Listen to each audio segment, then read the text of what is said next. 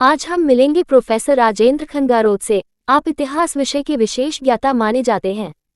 जयपुर में रहते हुए आपने बहुत सारे बच्चों को RAS की कठिन माने जाने वाली परीक्षा को आसानी से पास कर लेने में अपनी शिक्षा का योगदान दिया है। आपके सानिध्य से बहुत से छात्र छात्राओं को RAS बनने में अपना पूर्व योगदान अपनी शिक्षा से किया है। आपने अब जोबनेर में भी ग्रामीण छात्र छात्राओं के भविष्य को ध्यान में रखते हुए RAS का इंस्टीट्यूट आधार मार्केट जोबनेर के ऊपर शुरू किया है। आइए जानते हैं इस इंस्टीट्यूट को जोबनेर में स्थापित करने का मूल उद्देश्य क्या रहा है। एक बातचीत करते हैं प्रोफेसर RS खंगारोत सर से। नमस्कार सर, मैं गजानन नोगिया जोबनेर एक्टिविटी से हैं। सर, जैसा कि आपके बारे में सुना है कि जो जयपुर क्षेत्र में जहाँ भी RSIS का नाम आता है तो सर्वोपरि आपका नाम लिया जाता है। और जयपुर से आप अभी जोबनेर की तरफ रुख किया आपने, तो जोबनेर में आपका रुख करने का, जोबनेर में RSIS का इंस्टीट्यूट स्थापित करने का मूल उद्देश्य क्या रहेगा सर आपका? नमस्कार, मेरा नाम प्रोफेसर RS खंगारोत है। सभी जोबनेर वासियों को मैं एक ये संदेश देना चाहता हूँ कि पहली बार जोबनेर में हमने सिविल सर्विसेज के लिए SMS इंस्टीट्यूट के नाम से एक संस्था स्थापित की है, जिसमें हमारा मूल उद्देश्य ये है कि जोबनेर के आसपास के जो ग्रामीण क्षेत्र के बच्चे हैं उनको किस तरीके से सिविल सेवाओं के लिए हम तैयार करें। मेरे 40 वर्ष का जो अनुभव है वो मैं यहाँ इस क्षेत्र के विद्यार्थियों में और अभिभावकों के साथ में उसे शेयर करना चाहता हूँ। इसका मूल उद्देश्य कहीं भी किसी भी तरीके से व्यवसायीकरण करना नहीं है। आप देखिए, RS प्रीलिम्स का जो एक फाउंडेशन बैच हम चला रहे हैं उसमें मात्र 15,000 रुपये हमने फीस निर्धारित की है, और ये 15,000 जो फीस रखी गई है ये वन टाइम फीस होगी।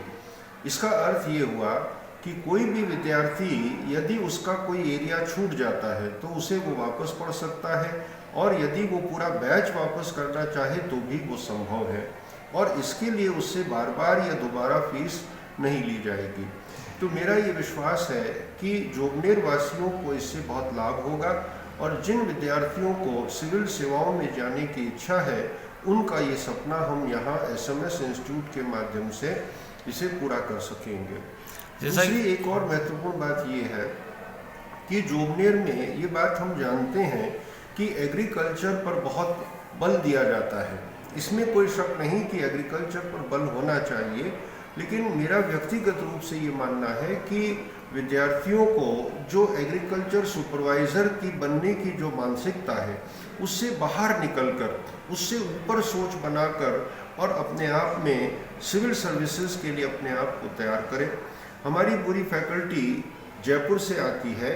इसके अतिरिक्त हम और भी बाहर से फैकल्टी यहाँ बुला रहे हैं, और वो अपने आप में अपना बेस्ट देने की कोशिश कर रहे हैं। एक बार फिर से मैं ये संदेश जोबनेर वासियों को देना चाहता हूँ कि एक बैच हमने पूरा कर लिया है, और अगला नया बैच हम 15 मई से प्रारंभ कर रहे हैं, और ये शाम 4 बजे से शुरू होगा। उसमें हम ये चाहते हैं कि ज़्यादा से ज़्यादा लोग यहाँ आएँ और मेरे 40 वर्ष के इस अनुभव का लाभ उठाएं, ताकि उनका जीवन सफल बन सके, वो जीवन में कुछ करने के लिए अपने आप को मानसिक रूप से तैयार कर सकें। यही हमारा उद्देश्य है। संसद को है, दूसरा राज्य विधानमंडल को है, तीसरा राष्ट्रपति विशेष परिस्थितियों में अध्यादेश जारी कर सकता है, और चौथा राज्यपाल विशेष परिस्थितियों में अध्यादेश जारी कर सकता है। इन 4 चीजों के द्वारा भारत में रूल ऑफ लॉ बनाया जाता है, विधि का शासन बनाया जाता है। क्या करना क्लियर हो?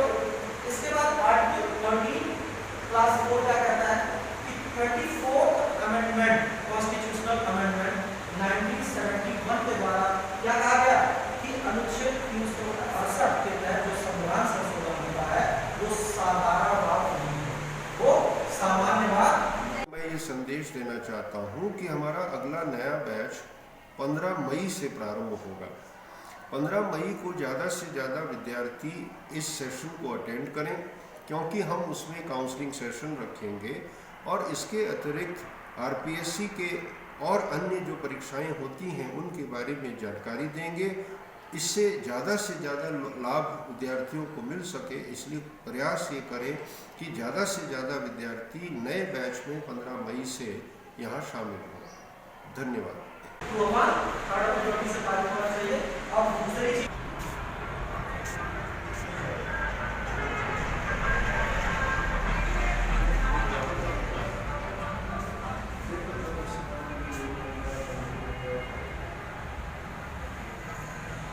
आप देख रहे हैं जोबनेर एक्टिविटी चैनल और मैं ज्योति व्यास, संपादक गजानन नोकिया के साथ। धन्यवाद।